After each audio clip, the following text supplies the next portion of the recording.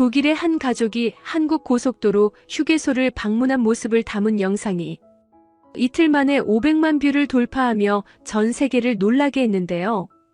이 놀라운 현상을 취재하려던 CNN 기자에게는 예상치 못한 장벽이 기다리고 있었습니다. 고작 휴게소 얘기로 특집을 만들겠다고, 화장실 얘기가 무슨 국제뉴스냐라며 상사가 강력히 반대한 것입니다. 15년 베테랑 프로듀서는 진짜 뉴스는 정치와 경제라며 취재를 막았지만 32살 여기자 사라 톰슨은 포기하지 않았습니다.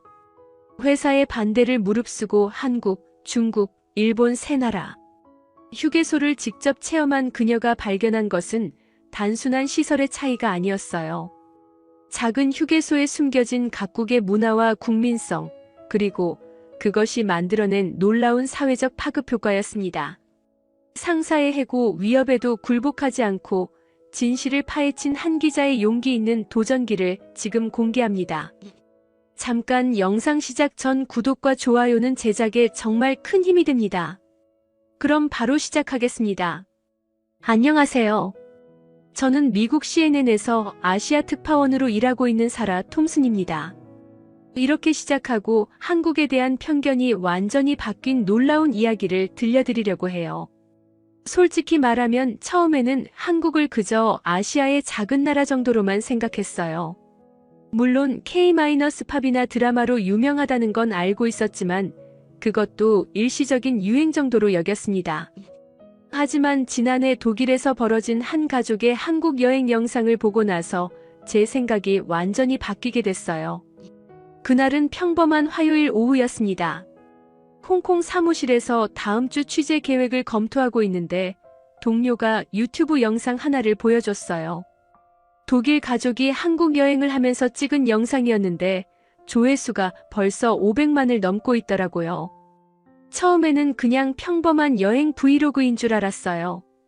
그런데 영상을 보기 시작하자마자 뭔가 이상한 점을 발견했습니다. 독일 가족들이 한국의 휴게소에서 보이는 반응이 너무 과격했거든요. 12살 된 독일 소녀가 휴게소 화장실에 들어가더니 완전히 놀라는 모습이었어요. 아빠도 마찬가지였습니다. 독일에서도 이런 화장실은 고급 호텔에서나 볼 수 있다며 감탄하고 있었어요. 엄마는 휴게소 푸드코트를 둘러보면서 계속 감탄사만 내뱉고 있었습니다. 이 모든 음식이 휴게소에서 파는 거라며 믿을 수 없다는 표정이었거든요. 독일 휴게소는 샌드위치랑 콜라 정도만 판다면서 말이에요. 저는 처음에 이 영상이 한국관광청에서 제작한 홍보 영상인 줄 알았어요. 독일 가족들의 반응이 너무 과장된 것 같았거든요. 하지만 댓글을 읽어보니 정말 놀라웠습니다. 한국 휴게소를 가본 미국인들이 정말 차원이 다르다고 증언하고 있었어요. 프랑스 사람들은 한국 휴게소가 자기네 백화점보다 깨끗했다고 했고요. 심지어 일본 휴게소도 좋다고 생각했던 사람들이 한국은 정말 다른 레벨이라고 인정하고 있었습니다. 수많은 외국인들이 비슷한 경험담을 올리고 있었어요. 처음에는 과장이라고 생각했는데 댓글이 너무 많고 구체적이라서 진짜인 것 같았거든요. 그때 문득 어린 시절 기억이 떠올랐어요. 12살 때 아버지와 함께 자동차 여행을 했던 적이 있었습니다. 미국 고속도로 휴게소에서 화장실을 이용했는데 너무 더럽고 냄새가 심해서 아버지께 불평했던 기억이 나더라고요. 그런데 아버지는 제게 이렇게 말씀하셨어요. 사소한 것에 집착하지 말고 중요한 것에 집중하라고요. 화장실 같은 건 별로 중요하지 않다면서 말이에요. 그 말씀이 지금까지 제 머릿속에 남아 있었어요. 정말로 화장실 같은 시설은 중요하지 않은 걸까요? 하지만 이 독일 가족의 반응을 보니 전혀 그렇지 않은 것 같았습니다. 저는 즉시 상사인 마이클 스티븐스에게 이 영상을 보여줬어요. 마이클은 CNN 아시아 지부에서 15년간 일한 베테랑 프로듀서였습니다. 그런데 그의 반응은 예상과 완전히 달랐어요. 마이클은 영상을 대충 훑어보더니 코웃음을 쳤어요. 화장실 얘기가 무슨 국제뉴스냐면서 기획을 일축했습니다. 진짜 뉴스는 정치와 경제라면서 말이에요. 북한 핵 문제나 중국 경제 성장 같은 게 시청자들이 원하는 내용이라고 했어요. 하지만 저는 포기할 수 없었어요. 뭔가 중요한 단서가 있다는 직감이 들었거든요. 한국이라는 나라가 겉으로 보이는 것보다 훨씬 더 특별한 곳일 수도 있겠다는 생각이 들었습니다. 그날 밤 저는 한국 휴게소에 관한 영상들을 밤새도록 찾아봤어요. 정말 놀라운 것들을 발견했습니다. 미국이나 유럽의 휴게소와는 완전히 다른 차원의 시설들이었어요. 청결함은 기본이고 음식의 종류와 품질, 편의시설의 수준까지 모든 게 달랐습니다. 심지어 휴게소 직원들의 서비스 태도까지도 호텔 수준이었어요. 더 놀라운 건 이런 시설들이 전국 어디서나 비슷한 수준으로 운영되고 있다는 점이었어요. 특별한 몇 군데가 아니라 한국의 모든 휴게소가 이런 수준을 유지하고 있다는 거였습니다. 저는 그때 깨달았어요. 이건 단순히 휴게소 시설의 문제가 아니라는 걸 말이에요. 한국이라는 나라의 문화와 국민성, 그리고 사회 시스템 전체가 만들어낸 결과물이라는 생각이 들었거든요. 다음 날 아침 저는 다시 마이크를 찾아갔어요. 이번에는 더 구체적인 기획안을 들고 갔습니다. 한국 휴게소를 통해 본 아시아 문화 비교 다큐멘터리를 제작하고 싶다고 했어요. 하지만 마이클의 반응은 더욱 차가웠어요. 여행 프로그램을 만들려고 CNN에 온 게 아니라면서 화를 냈습니다. 심지어 제 개인 평가에 부정적인 기록을 남기겠다고 협박까지 했어요. 그렇지만 저는 굴복할 수 없었어요. 어린 시절 아버지의 말씀이 계속 떠올랐거든요. 정말로 사소한 것일까요? 아니면 우리가 놓치고 있는 중요한 진실이 숨어 있는 걸까요? 그때 한국계 미국인 카메라맨 케빈 박이 저를 찾아왔어요. 케빈은 5살에 미국으로 이민을 와서 한국어는 거의 잊었지만 어머니와의 추억은 생생하게 기억하고 있었습니다. 케빈이 말하길 자기가 어릴 때는 한국 휴게소가 정말 허름했다는 거예요. 화장실도 냄새나고 더러웠는데 언제부터 이렇게 변한 건지 궁금하다고 했어요. 그의 말을 듣고 더욱 확신이 들었어요. 한국에 정말 큰 변화가 일어났고 그 변화의 상징이 바로 휴게소였던 거예요. 이건 분명 중요한 이야기였습니다. 마이클의 반대에도 불구하고 저는 기획을 계속 추진하기로 결심했어요. 설령 회사에서 문제가 된다 하더라도 이 이야기는 꼭 세상에 알려야겠다고 생각했거든요. 케빈과 함께 본격적인 취재 계획을 세우기 시작했어요. 처음에는 한국 휴게소만 취재하려고 했는데 케빈이 좋은 아이디어를 제시했습니다. 아시아 각국의 휴게소를 비교해보면 더 객관적이고 흥미로운 다큐멘터리가 될 거라고 했어요. 저도 그 의견에 동의했습니다. 한국만 취재하면 홍보성 프로그램으로 보일 수 있었거든요. 하지만 중국, 일본, 태국 등 여러 나라의 휴게소를 함께 비교하면 각국의 문화적 특성을 더 잘 보여줄 수 있을 것 같았어요. 문제는 마이클의 지속적인 압박이었습니다. 매일 아침마다 제 책상으로 와서 언제까지 이런 소재에 매달릴 거냐고 다그쳤어요. 진짜 뉴스거리는 얼마나 많은데 화장실 얘기만 하고 있느냐면서 말이에요. 더 심각한 건 마이클이 제 다른 업무에도 간섭하기 시작했다는 거였어요. 평소에는 자율적으로 진행했던 일반 취재 업무에도 일일이 보고하라고 했습니다. 완전히 저를 압박하려는 의도가 명백했어요. 하지만 저는 포기할 수 없었어요. 오히려 더 체계적으로 접근하기로 했습니다. 먼저 아시아 각국의 고속도로 문화에 대한 기초조사부터 시작했어요.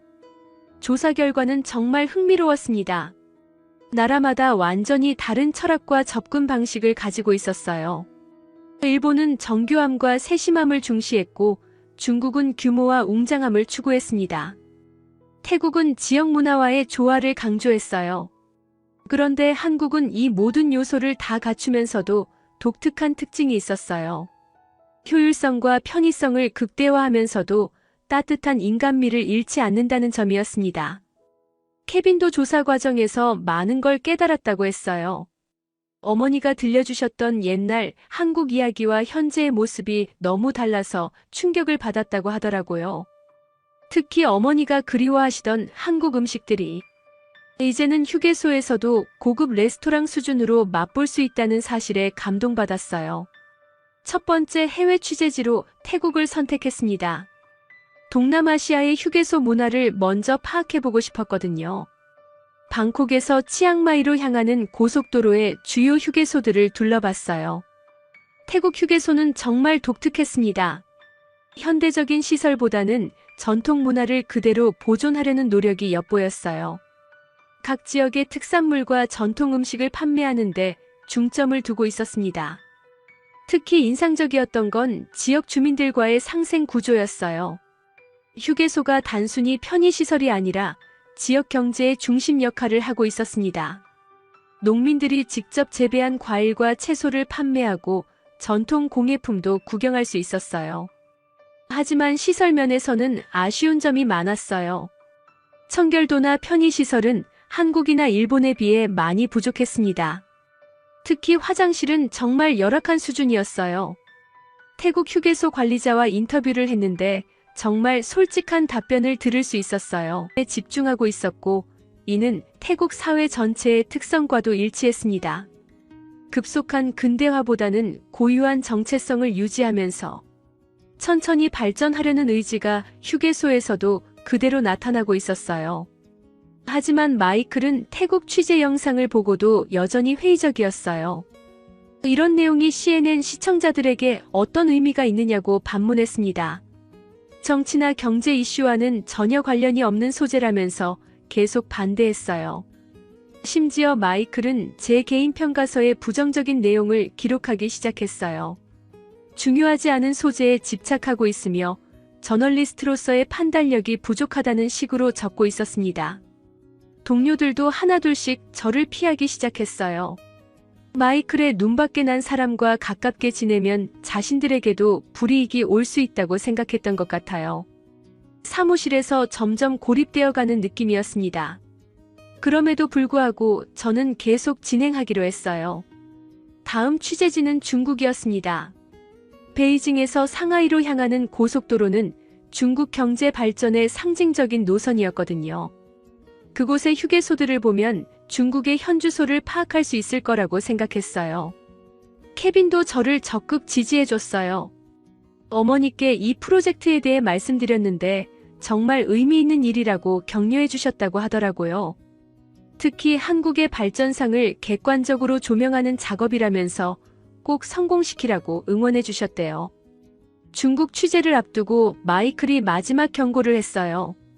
이번 출장에서 제대로 된 결과물을 가져오지 못하면 다른 특파원으로 교체하겠다고 협박했습니다. 화장실 다큐멘터리로는 절대 승진할 수 없다면서 말이에요. 하지만 저는 이미 결심을 굳혔어요. 설령 특파원 자리를 잃는다 하더라도 이 프로젝트만큼은 끝까지 완성하겠다고 마음먹었습니다. 뭔가 중요한 진실이 숨어 있다는 확신이 들었거든요. 중국으로 떠나기 전날 밤 케빈과 함께 마지막 준비 회의를 했어요. 중국에서는 규모와 웅장함에 압도당하지 말고 실제 이용자들의 경험에 집중하자고 합의했습니다. 그리고 가장 중요한 건 한국 휴게소와의 비교였어요. 객관적인 관점에서 각각의 장단점을 파악해보고 싶었거든요. 과연 중국의 거대한 휴게소들이 한국의 효율적인 시스템을 능가할 수 있을까요? 다음 날 아침 베이징행 비행기에 오르면서 설렘과 긴장이 교차했어요. 이번 취재가 제 저널리스트 인생의 전환점이 될 수도 있겠다는 생각이 들었거든요. 베이징에 도착한 다음 날 아침 케빈과 함께 경진 고속도로로 향했습니다.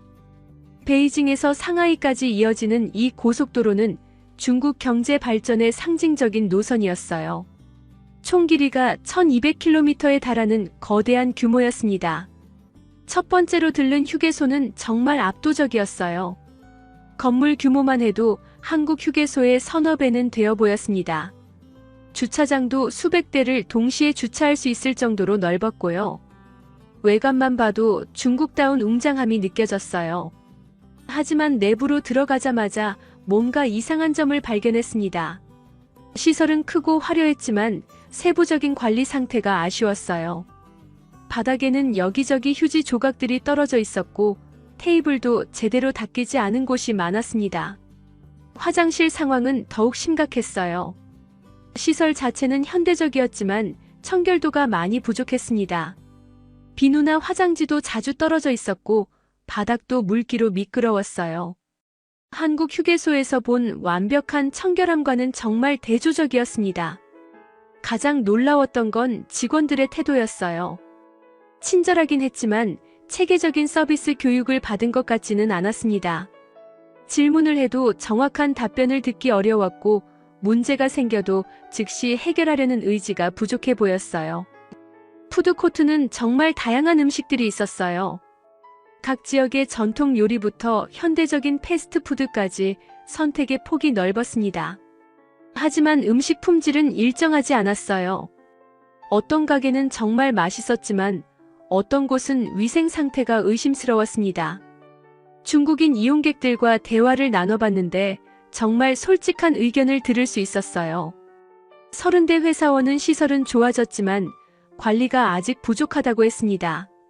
특히 청결도 면에서는 선진국 수준에 미치지 못한다는 걸 인정하더라고요. 대학생 그룹과도 이야기를 나눴는데 그들의 반응이 정말 인상적이었어요. 한국이나 일본 휴게소 영상을 자주 본다면서 부러워하고 있었습니다. 언젠가는 중국도 그런 수준에 도달할 수 있을 거라고 희망적으로 말하더라고요. 휴게소 관리소장과 인터뷰를 했는데 그의 고민이 정말 깊다는 걸 느낄 수 있었어요.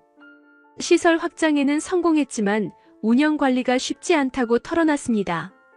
특히 직원 교육과 품질 관리 시스템 구축이 가장 큰 과제라고 하더라고요. 관리소장이 말하길 한국 휴게소 시스템을 벤치마킹하려고 여러 번 시도했지만 쉽지 않았다는 거예요.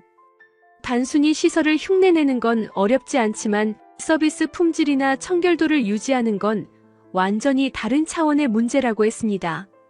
가장 인상적이었던 건 그가 한국 휴게소에 대해 정말 자세히 알고 있다는 점이었어요. 한국의 관리 시스템, 직원 교육 방식, 심지어 청소 스케줄까지 연구해봤다고 하더라고요. 하지만 중국 현실에 맞춰 적용하는 게 쉽지 않다는 걸 실감하고 있었어요. 두 번째 휴게소는 더욱 큰 규모였어요. 마치 쇼핑몰 같은 느낌이었습니다. 각종 브랜드 매장들이 입점해 있었고 심지어 영화관까지 있었어요. 정말 중국다운 스케일이었죠. 하지만 여기서도 비슷한 문제점들을 발견했어요. 화려한 외형과 달리 세부적인 관리가 부족했습니다. 특히 화장실과 식당 위생 상태가 아쉬웠어요. 프랑스에서 온 관광객 가족과 우연히 만났는데 그들의 반응이 정말 흥미로웠어요. 시설 규모에는 감탄했지만 청결도나 서비스 품질에 대해서는 실망스러워했습니다. 특히 아이들이 화장실 이용을 꺼려하는 모습이 인상적이었어요. 케빈은 취재 과정에서 많은 생각을 하게 됐다고 했어요. 어머니가 자주 말씀하시던 한국의 빨리빨리 문화가 이런 곳에서 장점이 될 수 있다는 걸 깨달았다고 하더라고요. 빠른 의사결정과 신속한 개선이 서비스 품질 향상에 결정적인 역할을 한다는 거였어요. 중국 취재 마지막 날 고속도로 관리공단 관계자와 심층 인터뷰를 할 수 있었어요. 그의 말이 정말 솔직하고 인상적이었습니다. 중국은 하드웨어 구축에는 성공했지만 소프트웨어 부분에서 아직 갈 길이 멀다고 인정했어요. 특히 한국의 성공 사례를 많이 연구하고 있다고 했습니다. 한국이 어떻게 전국 모든 휴게소에서 일정한 품질을 유지할 수 있는지가 가장 궁금하다고 하더라고요. 단순히 매뉴얼을 만드는 것과 실제로 실행하는 것 사이에는 큰 차이가 있다는 걸 깨달았다고 했어요. 중국 취재를 마치고 나서 정말 많은 걸 느꼈어요. 중국의 잠재력은 분명 대단했지만 아직 완성도 면에서는 부족한 점이 많았습니다. 특히 세부적인 관리와 지속적인 품질 유지 부분에서 한국과 큰 차이가 났어요. 베이징으로 돌아오는 길에 케빈과 지금까지의 취재 내용을 정리해봤어요. 태국은 전통 문화 보존, 중국은 규모와 웅장함에 각각 장점이 있었지만 전체적인 완성도나 이용자 만족도 면에서는 한국이 앞서는 것 같았습니다. 하지만 아직 결론을 내리기에는 이르다고 생각했어요. 일본 취재를 해봐야 더 객관적인 비교가 가능할 것 같았거든요. 일본은 서비스 품질로 유명한 나라니까 한국과 어떤 차이가 있는지 정말 궁금했어요. 홍콩 사무실로 돌아와서 마이클에게 중간 보고를 했어요. 예상대로 그의 반응은 차가웠습니다. 여전히 이런 소재가 뉴스 가치가 있는지 의문스럽다고 했어요. 하지만 영상 퀄리티는 인정할 수밖에 없었나 봐요. 더 이상 강하게 반대하지는 않았거든요. 다음 목적지는 일본이었어요. 도쿄에서 오사카로 향하는 도메이 고속도로의 휴게소들을 취재할 계획이었습니다. 일본은 서비스 정신으로 세계적으로 유명한 나라니까 어떤 모습일지 정말 기대됐어요. 케빈도 일본 취재에 대한 기대감을 숨기지 못했어요. 어머니께서 젊으셨을 때 일본에서 잠시 생활하신 적이 있었는데 그때의 기억을 자주 들려주셨다고 하더라고요. 일본인들의 섬세함과 완벽주의가 휴게소에서는 어떻게 나타날지 궁금했어요. 일본행 비행기 안에서 지금까지의 취재 영상들을 다시 정리해봤어요. 각 나라마다 정말 뚜렷한 특색이 있었습니다. 이제 일본까지 취재하면 아시아 휴게소 문화의 전체적인 그림이 완성될 것 같았어요. 과연 일본에서는 어떤 놀라운 발견들이 기다리고 있을까요? 한국과 일본 두 나라의 서비스 철학은 어떤 차이가 있을까요? 도쿄에 도착한 다음 날 케빈과 함께 도메이 고속도로로 향했습니다. 일본의 대표적인 고속도로인 만큼 어떤 모습일지 정말 기대가 컸어요. 특히 일본인들의 완벽주의와 섬세함이 휴게소에서는 어떻게 구현될지 궁금했거든요. 첫 번째로 방문한 에비나 서비스 에리어는 정말 놀라웠어요. 규모는 중국만큼 크지 않았지만 모든 세부 사항이 완벽하게 계산되어 있었습니다. 들어서자마자 느껴지는 건 정교함이었어요. 하나하나가 다 의미가 있고 목적이 있어 보였습니다. 화장실은 정말 예술작품 수준이었어요. 청결함은 기본이고 아기 기저귀 교환대, 휠체어 이용객을 위한 특수시설, 심지어 시각장애인을 위한 음성 안내까지 완비되어 있었습니다. 모든 계층의 이용객을 배려한 설계였죠. 가장 인상적이었던 건 직원들의 서비스였어요. 한국 휴게소도 친절했지만 일본은 차원이 달랐습니다. 마치 고급 호텔에서 일하는 것처럼 정중하고 세심했어요. 작은 질문 하나에도 정성스럽게 답변해 주었습니다. 푸드코트에서는 정말 놀라운 광경을 목격했어요. 각 매장마다 전문 요리사가 직접 조리하고 있었습니다. 휴게소 음식이라고 하기에는 너무 정성스러웠어요. 심지어 미슐랭 가이드에 등재된 레스토랑의 분점도 있었습니다. 일본인 이용객들과 대화를 나눠보니 정말 흥미로운 이야기를 들을 수 있었어요. 60대 할아버지는 30년 전부터 이 휴게소를 이용해왔다고 하셨는데 그동안의 변화상을 자세히 설명해 주셨습니다. 할아버지 말씀으로는 처음에는 단순한 편의시설이었는데 점점 발전해서 이제는 여행의 목적지가 됐다고 하셨어요.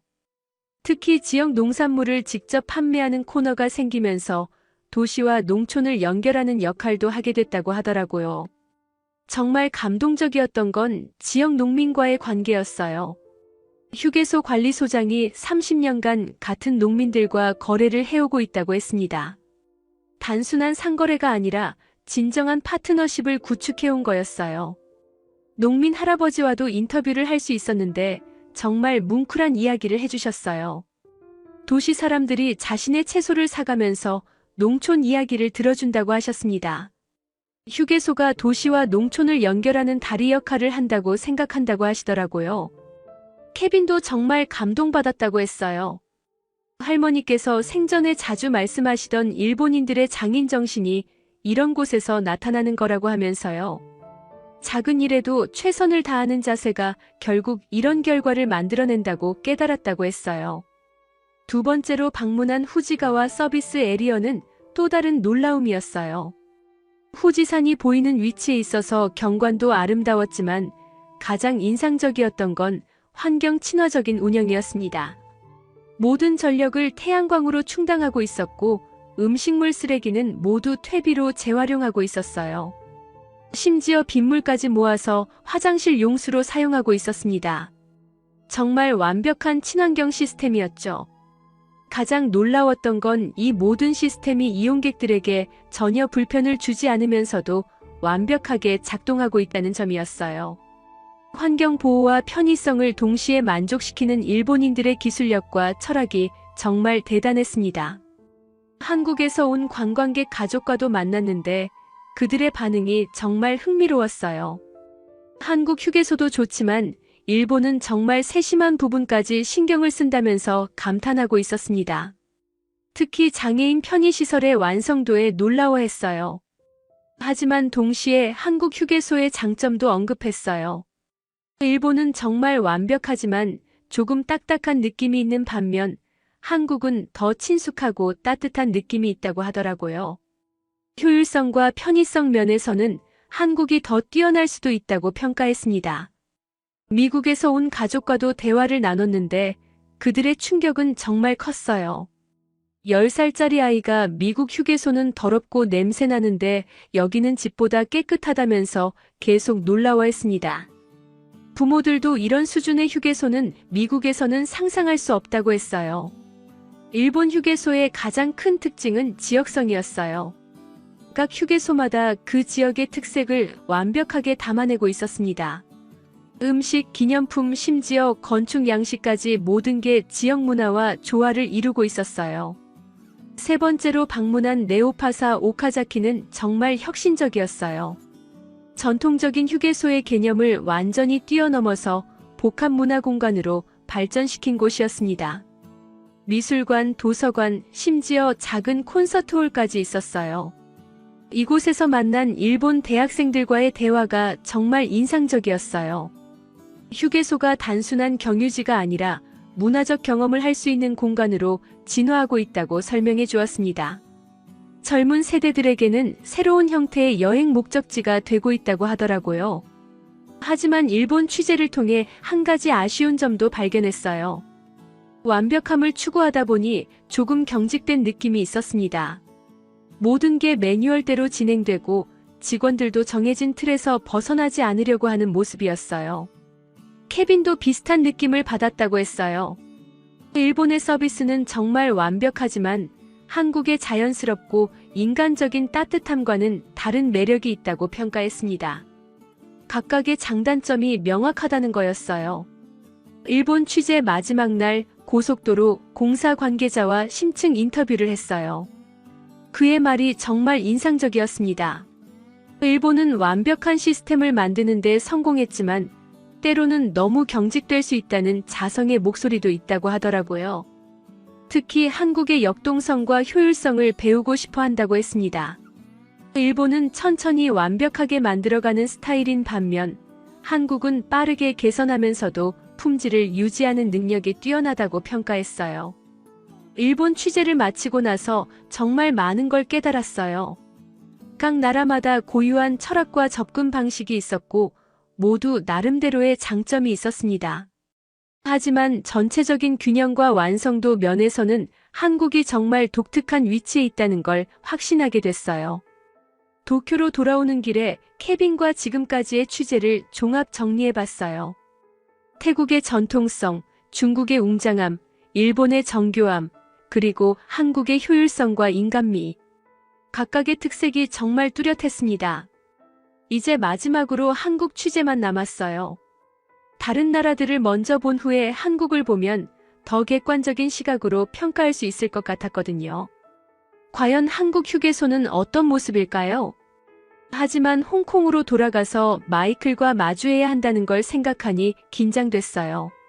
아직도 이 프로젝트를 못마땅해 하고 있을 테니까요. 하지만 이제는 확신이 있었어요. 정말 의미 있는 이야기라는 것을요. 홍콩으로 돌아와서 마이클과 마주하는 순간이 정말 긴장됐어요. 예상대로 그의 표정은 차가웠습니다. 일본 취재 영상들을 대충 훑어보더니 여전히 회의적인 반응을 보였어요.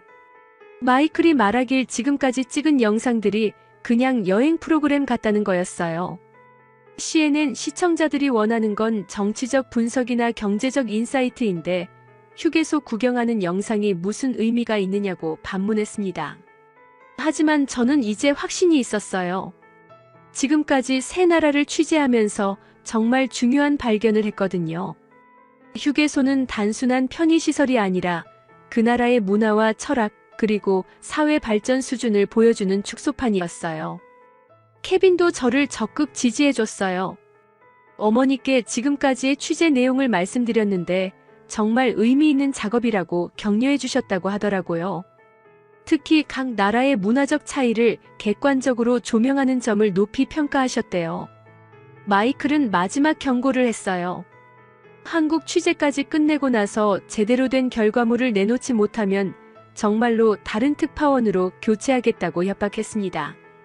화장실 다큐멘터리로는 절대 언론인으로서 성공할 수 없다면서 말이에요.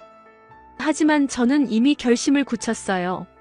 설령 특파원 자리를 잃는다 하더라도 이 프로젝트만큼은 끝까지 완성하겠다고 마음먹었습니다.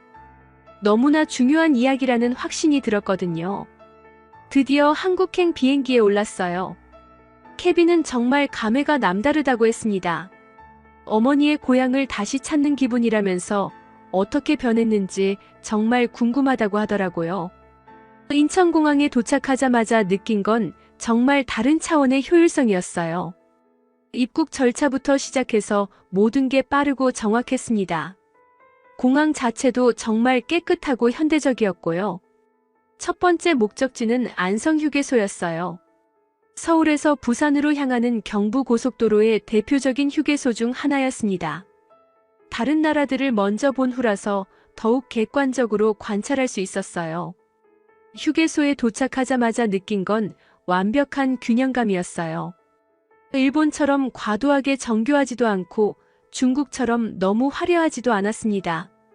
딱 필요한 만큼 하지만 최고 수준으로 만들어져 있었어요. 화장실은 정말 완벽했어요. 청결함은 기본이고 모든 편의시설이 갖춰져 있으면서도 사용하기 편리했습니다. 복잡하지 않으면서도 필요한 모든 기능을 다 갖추고 있었어요. 가장 인상적이었던 건 직원들의 서비스였어요. 일본처럼 격식을 차리지는 않았지만 정말 자연스럽고 따뜻했습니다. 마치 가족처럼 친근하게 대해주면서도 전문적인 서비스를 제공하고 있었어요. 푸드코트에서는 정말 놀라운 광경을 목격했어요. 한국 전통 음식부터 현대적인 요리까지 정말 다양한 메뉴가 있었는데 모든 음식의 품질이 레스토랑 수준이었습니다. 가격도 합리적이었고요. 프랑스에서 온 부부와 대화를 나눴는데 그들의 반응이 정말 인상적이었어요. 한국 휴게소의 청결함에 완전히 감탄하고 있었습니다. 프랑스에서도 이런 수준의 휴게소는 보기 어렵다고 하더라고요. 미국에서 온 가족의 반응은 더욱 극적이었어요. 10살짜리 아이가 우리나라 휴게소는 더럽고 냄새나는데 여기는 집보다 깨끗하다면서 계속 놀라워했습니다. 부모들도 이런 차이가 있을 줄 몰랐다고 충격을 받고 있었어요. 휴게소 관리소장과 인터뷰를 했는데 그의 철학이 정말 인상적이었어요. 외국인들이 한국에 대해 갖는 첫인상이 바로 여기서 만들어진다고 하셨습니다. 깨끗한 화장실, 맛있는 음식, 친절한 서비스, 이런 것들이 모여서 한국의 이미지를 만든다고 하시더라고요. 케빈이 정말 감동받았다고 했어요. 어머니께서 살아계셨다면 정말 놀라셨을 거라면서요. 어머니가 떠나실 때의 한국과 지금의 한국이 완전히 다른 나라 같다고 했어요. 가장 놀라웠던 건 시스템의 완성도였어요. 전국 어디를 가더라도 비슷한 수준의 서비스를 받을 수 있다는 점이었습니다. 이건 정말 대단한 일이었어요. 한두 개 휴게소가 좋은 게 아니라 전국적으로 표준화가 되어 있었거든요. 두 번째로 방문한 죽전휴게소는 또 다른 놀라움이었어요. 기본적인 품질은 안성휴게소와 비슷했지만 지역 특색을 잘 살린 점이 인상적이었습니다. 획일화되지 않으면서도 일정한 품질을 유지하고 있었어요. 독일에서 온 대학생들과 만났는데 그들이 하는 말이 정말 의미 있었어요. 한국 휴게소 영상을 유튜브에서 자주 봤는데 실제로 와보니 영상보다 더 좋다고 하더라고요. 특히 음식 맛과 직원들의 친절함에 감동받았다고 했어요. 일본에서 온 관광객과도 대화를 나눴는데 정말 흥미로운 비교를 해주었어요. 일본 휴게소는 정말 완벽하지만 조금 딱딱한 느낌이 있는 반면 한국은 효율적이면서도 인간적인 따뜻함이 있다고 평가했습니다. 가장 감동적이었던 건 한 할머니와의 만남이었어요. 80대 할머니께서 손자와 함께 휴게소를 이용하고 계셨는데 예전에는 상상할 수 없었던 일이라고 하셨어요. 옛날 휴게소는 정말 열악했는데 이제는 외국 손님들이 와도 자랑스럽게 보여줄 수 있다고 하시더라고요. 세 번째로 방문한 망양휴게소에서는 더욱 특별한 경험을 했어요. 이곳은 특히 북한 실향민들이 많이 찾는 곳이라고 했습니다. 고향을 그리워하는 마음을 담아서 이름을 지었다고 하더라고요. 이곳에서 만난 할아버지의 이야기가 정말 가슴 아팠어요. 젊은 시절 고향을 떠나야 했던 아픈 기억을 간직하고 계셨는데 이제는 이런 좋은 시설에서 가족들과 함께 시간을 보낼 수 있어서 행복하다고 하셨습니다. 케빈도 정말 많은 걸 느꼈다고 했어요. 어머니께서 자주 말씀하시던 한국인의 정과 따뜻함이 이런 곳에서 나타난다고 하면서요. 시설이 좋아진 것도 중요하지만 사람들의 마음이 담겨 있다는 게 가장 큰 차이점이라고 깨달았다고 했어요. 한국 취재 마지막 날 한국도로공사 관계자와 심층 인터뷰를 했어요. 그의 설명을 듣고 정말 놀랐습니다. 한국의 휴게소 혁신이 하루아침에 이루어진 게 아니라 수십 년간의 꾸준한 노력의 결과였다는 거예요. 특히 외국인 관광객들의 반응을 지속적으로 모니터링하면서 개선해왔다고 했습니다. 작은 불편사항 하나까지도 놓치지 않고 개선하려는 노력이 지금의 결과를 만들어냈다고 하더라고요. 가장 인상적이었던 건 직원 교육 시스템이었어요.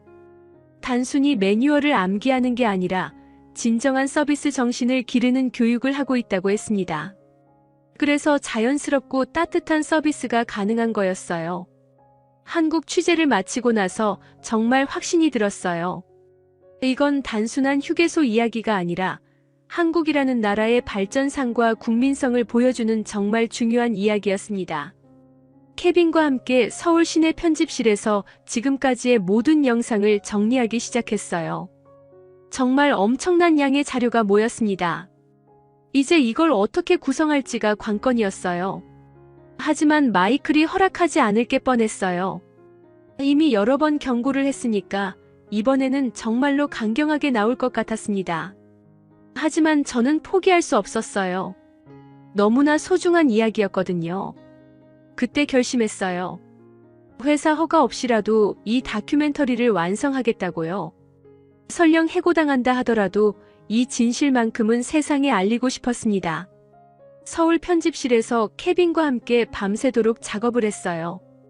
지난 2달간 모은 모든 영상과 인터뷰 자료들을 체계적으로 정리하기 시작했습니다.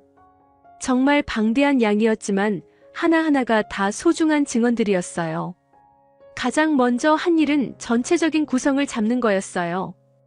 단순히 나라별로 나열하는 것보다는 주제별로 접근하기로 했습니다. 청결도, 음식 품질, 서비스, 지역성, 혁신성 이런 카테고리로 나누어서 각 나라의 특징을 비교 분석하는 방식이었어요. 케빈이 정말 좋은 아이디어를 제시했어요. 우열을 가리는 방식이 아니라 각 나라의 문화적 특성으로 조명하자는 거였습니다. 태국의 전통성, 중국의 웅장함, 일본의 정교함, 한국의 효율성과 인간미를 각각의 장점으로 부각시키자고 했어요. 정말 밤새도록 편집 작업을 계속했습니다. 수백 시간의 영상을 50분짜리 다큐멘터리로 압축하는 작업이 쉽지 않았어요. 하지만 정말 중요한 장면들을 놓칠 수는 없었거든요. 가장 감동적이었던 장면들을 선별했어요. 독일 소녀가 한국 휴게소에서 놀라워하는 모습, 중국 대학생들이 부러워하는 표정, 일본 할아버지가 30년간의 변화를 설명하는 장면, 그리고 한국 실향민 할아버지의 눈물 어린 증언까지요. 제목을 정하는 것도 중요했어요. 처음에는 아시아 휴게소 비교라는 단순한 제목을 생각했는데 케빈이 더 의미 있는 제목을 제안했습니다. 작은 휴게소, 큰 차이라는 제목이었어요. 정말 핵심을 잘 담은 제목이라고 생각했습니다. 부제는 아시아 사회문화 비교론으로 정했어요. 이게 단순한 여행 프로그램이 아니라 사회문화적 분석이라는 점을 강조하고 싶었거든요. 각 나라의 발전 단계와 국민성을 휴게소를 통해 들여다보는 관점이었습니다. 새벽 4시쯤 되니까 첫 번째 버전이 완성됐어요. 정말 만족스러웠습니다. 객관적이면서도 깊이 있는 분석이었고 각 나라의 장점을 골고루 부각시킨 균형 잡힌 작품이었어요. 하지만 가장 큰 문제가 남아 있었어요. 마이클의 승인이었습니다.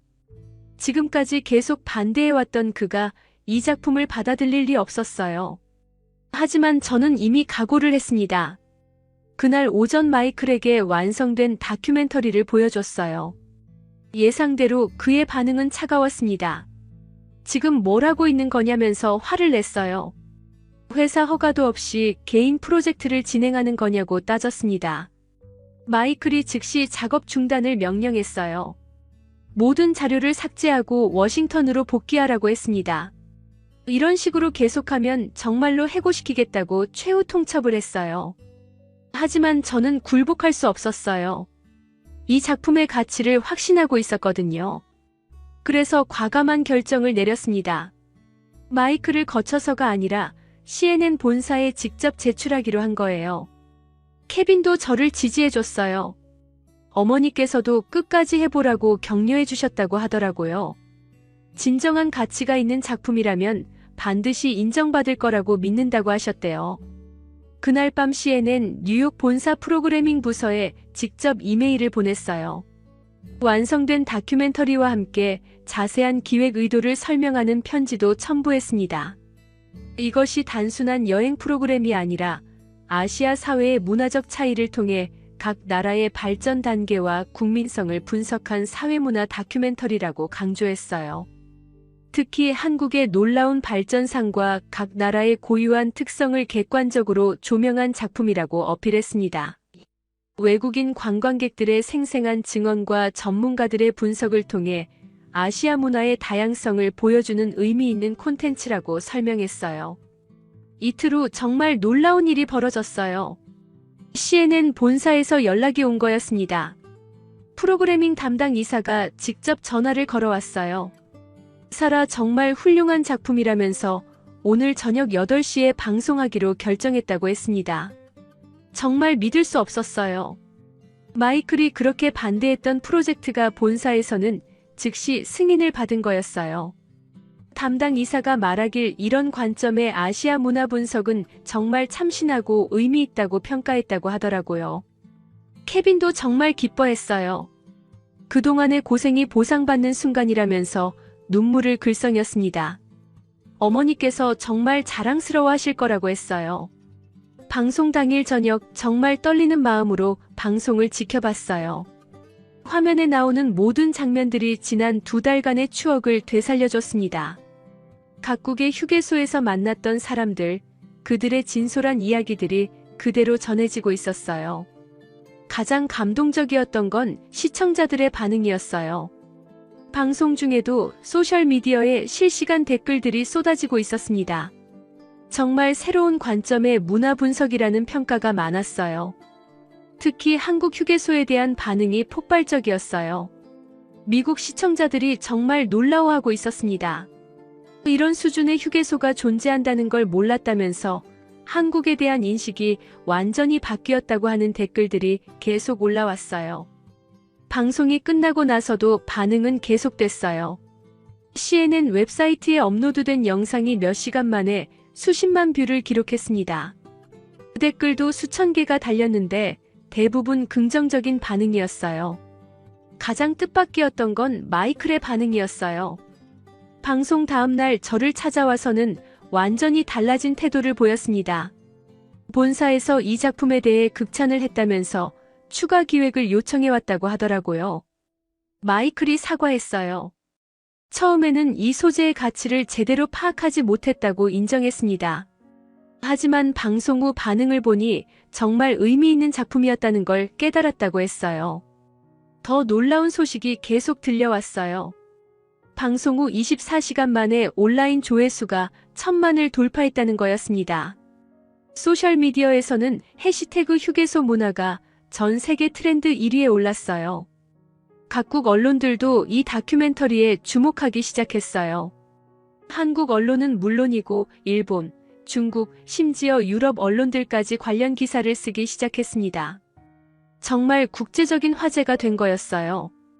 BBC에서는 아시아 문화의 새로운 관점이라는 제목으로 분석 기사를 실었어요. 로이터도 문화적 차이를 통한 사회 분석의 모범 사례라고 평가했습니다. 가장 감동적이었던 건 각국에서 오는 반응이었어요. 태국에서는 자국의 전통성이 제대로 평가받았다며 고마워했고, 중국에서는 객관적인 시각으로 분석해줘서 감사하다고 했습니다. 일본에서도 정교함과 섬세함이 잘 부각됐다며 만족스러워했어요. 하지만 가장 뜨거운 반응은 역시 한국에서 나왔어요. 한국 휴게소의 우수성이 전 세계에 알려졌다며 정말 자랑스러워하고 있었습니다. 정부에서도 공식적으로 감사 인사를 전해왔어요. 케빈의 어머니께서도 정말 기뻐하셨다고 해요. 고국의 발전상이 이렇게 객관적으로 조명받은 걸 보시고 눈물을 흘리셨다고 하더라고요. 자신의 아들이 이런 의미 있는 일에 참여했다는 것도 자랑스러워 하셨대요. 무엇보다 저에게 가장 의미 있었던 건 어린 시절 아버지의 말씀을 뒤집을 수 있었다는 거였어요. 사소한 것이라고 여겨졌던 휴게소가 사실은 그 나라의 문화와 철학을 보여주는 정말 중요한 공간이었다는 걸 증명한 거였거든요. 하지만 이건 끝이 아니었어요. 더 큰 반전이 기다리고 있었습니다. 방송 후 일주일이 지나자 정말 상상도 못했던 일들이 연쇄적으로 벌어지기 시작했어요. 첫 번째 놀라운 소식은 유튜브 조회수였습니다. 단 일주일 만에 2천만 뷰를 돌파한 거였어요. 댓글도 10만 개를 넘어섰는데 전 세계 사람들이 자국의 휴게소와 비교하며 열띤 토론을 벌이고 있었습니다. 더욱 놀라운 건 각국 정부의 반응이었어요. 가장 먼저 움직인 건 중국이었습니다. 중국 교통부에서 공식 성명을 발표했는데 한국의 휴게소 관리 시스템을 벤치마킹하겠다는 내용이었어요. 심지어 한국도로공사와 공식적인 기술 협력을 요청해왔다고 했습니다. 일본에서도 비슷한 반응이 나왔어요. 일본 고속도로 회사에서는 한국의 효율성과 따뜻한 서비스를 배우고 싶다며 공동 연구를 제안했습니다. 완벽함을 추구하는 일본이 한국의 인간적인 터치를 인정한 거였어요. 태국 정부는 더욱 적극적이었어요. 관광부 장관이 직접 나서서 한국 휴게소 수준으로 시설을 개선하겠다고 발표했습니다. 한국 전문가들을 초청해서 컨설팅을 받고 싶다고 공식 요청까지 했어요. 하지만 가장 큰 변화는 미국에서 일어났어요. 미국 교통부에서 갑자기 제게 연락이 온 거였습니다. 미국 휴게소 개선 프로젝트의 자문위원으로 참여해달라는 요청이었어요. 다큐멘터리를 본 교통부 장관이 직접 지시했다고 하더라고요. 미국 언론들의 반응도 폭발적이었어요. 뉴욕타임스는 미국 휴게소의 현실을 직시해야 할 때라는 사설을 실었습니다. 워싱턴 포스트도 한국에서 배울 점이 많다는 분석 기사를 보도했어요. 가장 충격적이었던 건 월스트리트 저널의 보도였어요. 한국 휴게소 산업의 경제적 파급 효과를 분석한 기사였는데 연간 수십조 원의 경제 효과를 창출하고 있다는 내용이었습니다. 단순한 편의시설이 아니라 거대한 산업이라는 관점이었어요. 유럽에서도 뜨거운 반응이 이어졌어요. 독일 아우토반 관리공단에서는 한국 시스템 도입을 검토하겠다고 발표했습니다. 프랑스와 이탈리아에서도 비슷한 움직임이 나타났어요. 케빈도 정말 놀라워했어요.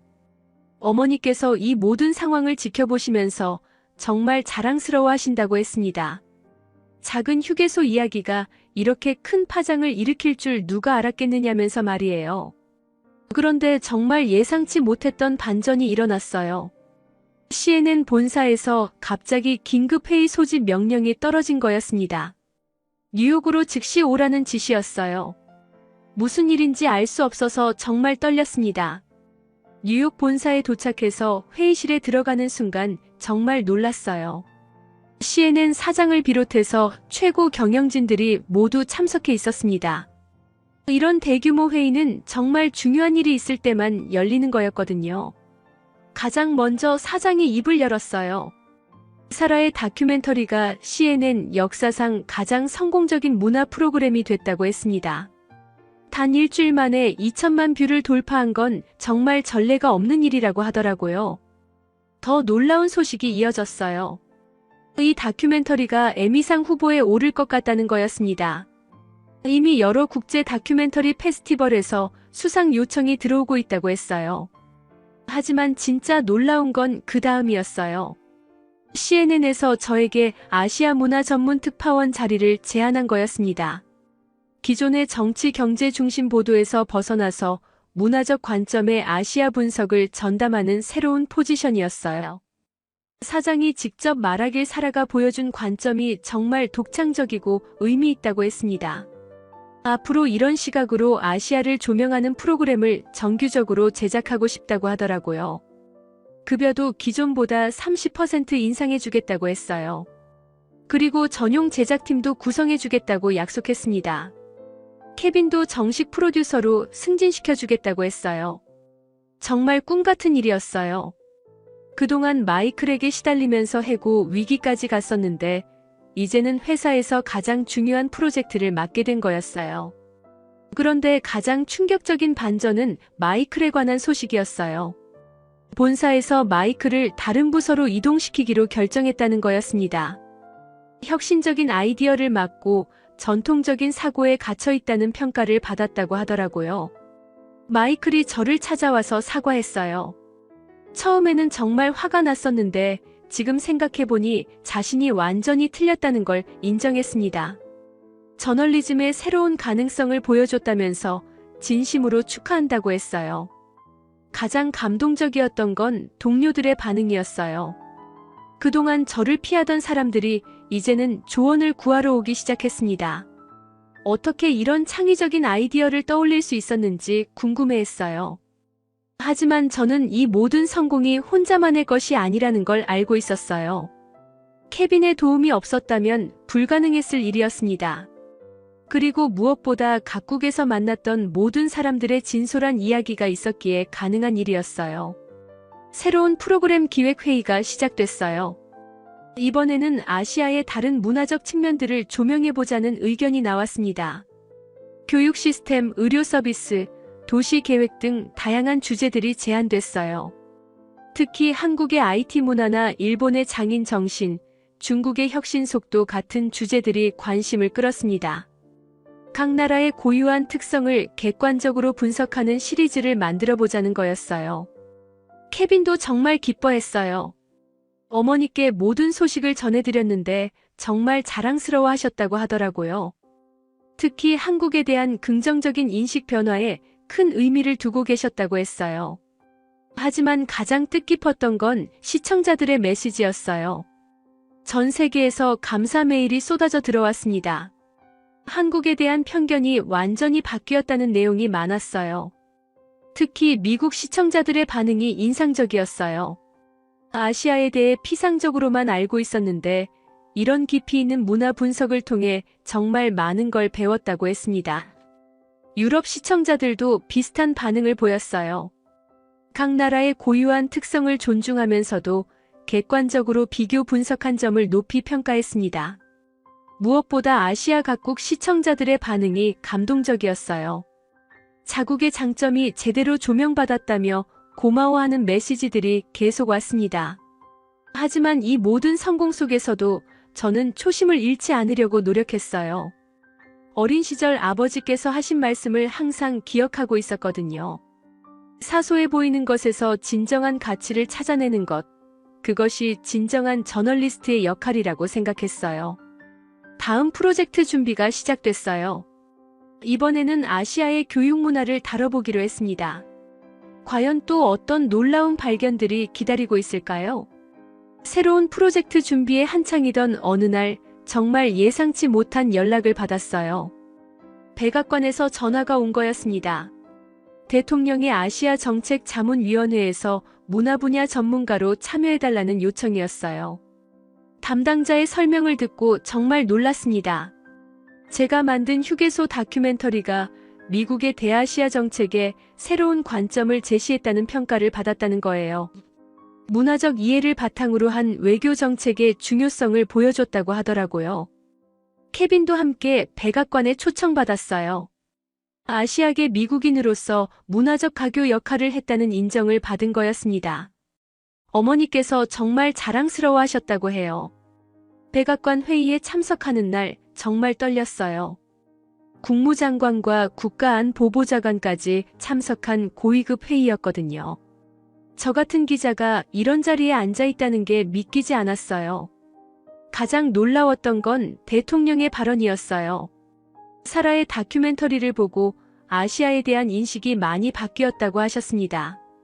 특히 한국의 발전상과 각 나라의 고유한 문화적 가치를 새롭게 이해하게 됐다고 하시더라고요. 국무장관도 비슷한 의견을 표했어요. 지금까지 아시아 정책이 주로 정치 경제적 관점에 치중했는데 문화적 이해를 바탕으로 한 접근이 필요하다고 인정했습니다. 회의에서 정말 의미 있는 결정이 내려졌어요. 미국의 아시아 각국 대사관에 문화 담당관을 새로 배치하기로 한 거였습니다. 정치 경제 외교와 함께 문화 외교의 중요성을 인정한 조치였어요. 더 놀라운 건 한국과의 문화 교류 확대 방안이었어요. 한국의 우수한 인프라 관리 시스템을 미국이 벤치마킹하는 프로그램을 추진하기로 했다는 거예요. 휴게소뿐만 아니라 공항, 지하철, 공공시설 전반에 걸친 협력이었습니다. 백악관 회의를 마치고 나오는 길에 케빈이 말했어요. 어머니께서 이 소식을 들으시면 정말 기뻐하실 거라고요. 자신의 조국과 새로운 조국이 이렇게 좋은 관계를 맺게 된 걸 보시면 얼마나 뿌듯하실까 하면서요. 그런데 정말 예상치 못한 소식이 또 들려왔어요. 한국 정부에서 저에게 문화 홍보대사 자격을 제안해온 거였습니다. 한국에 대한 객관적이고 균형 잡힌 시각을 보여줬다는 이유였어요. 한국 대사관에서 열린 리셉션에 참석했는데 정말 감동적이었어요. 한국 대사가 직접 감사 인사를 전해주셨습니다. 한국의 진정한 모습을 세계에 알려줘서 고맙다고 하시더라고요. 리셉션에서 만난 한국 기업인들의 반응도 뜨거웠어요. 다큐멘터리 방송 이후 한국에 대한 인식이 완전히 바뀌었다고 했습니다. 해외 출장을 가면 사람들이 한국 휴게소 이야기를 꺼내며 관심을 보인다고 하더라고요. 가장 감동적이었던 건 한국에서 온 편지들이었어요. 전국의 휴게소 직원들이 보내준 감사 메시지였습니다. 자신들의 일이 이렇게 세계적으로 인정받는다는 걸 몰랐다면서 정말 자랑스럽다고 했어요. 특히 안성휴게소 관리소장님의 편지가 정말 뭉클했어요. 처음에는 단순한 인터뷰인 줄 알았는데 이렇게 큰 변화를 만들어낼 줄 몰랐다고 하시면서요. 앞으로도 더욱 열심히 일해서 한국의 자랑스러운 얼굴이 되겠다고 다짐하셨어요. 케빈의 어머니께서도 직접 편지를 보내주셨어요. 고국의 발전상이 이렇게 아름답게 조명받는 걸 보니 정말 감격스럽다고 하셨습니다. 아들이 이런 의미 있는 일에 참여한 것도 무척 자랑스럽다고 하시더라고요. 그런데 또 다른 놀라운 소식이 들려왔어요. 유엔에서 제게 연락을 해온 거였습니다.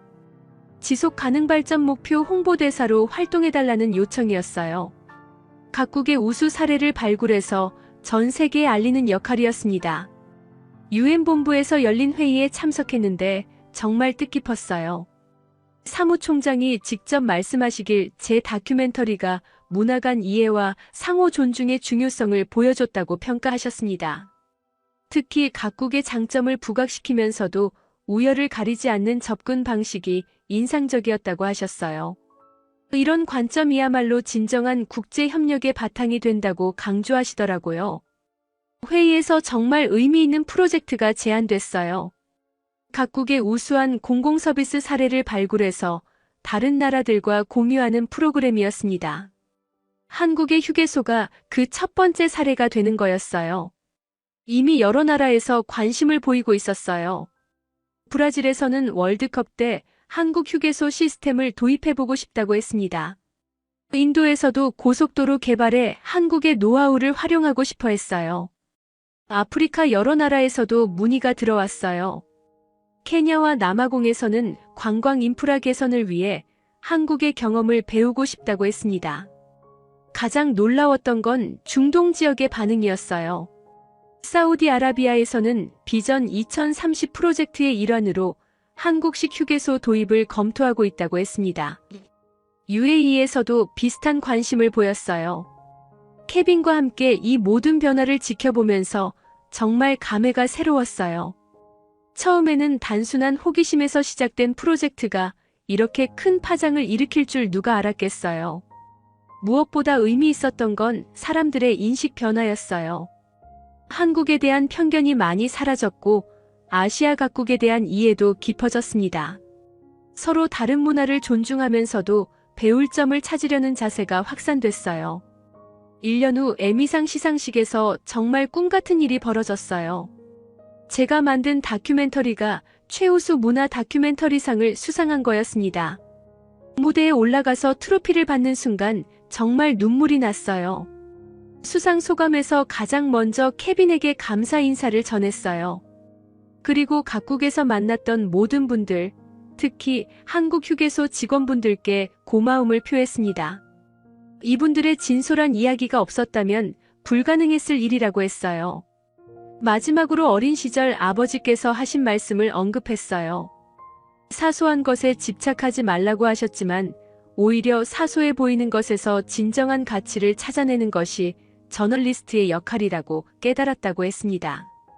시상식이 끝나고 케빈과 함께 조용한 카페에서 이야기를 나눴어요. 어머니께서 정말 자랑스러워 하셨다고 하더라고요. 고국의 아름다운 모습을 세계에 알린 아들이 정말 자랑스럽다고 하셨대요. 지금도 새로운 프로젝트들이 계속 들어오고 있어요. 한국의 교육 시스템, 의료 서비스, 디지털 혁신 등 다양한 주제들이 관심을 받고 있습니다. 앞으로도 계속해서 아시아의 아름다운 모습들을 세계에 알려나가고 싶어요. 무엇보다 중요한 건 각 나라의 고유한 가치를 존중하면서도 서로 배울 점을 찾는 것입니다. 우열을 가리는 것이 아니라 다양성을 인정하고 상호 발전하는 것, 그것이 진정한 국제 협력의 모습이라고 생각해요. 작은 휴게소에서 시작된 이야기가 이렇게 큰 변화를 만들어냈습니다. 앞으로도 사소해 보이는 것들에서 진정한 가치를 찾아내는 저널리스트가 되고 싶어요. 그것이 세상을 더 아름답게 만드는 길이라고 믿으니까요.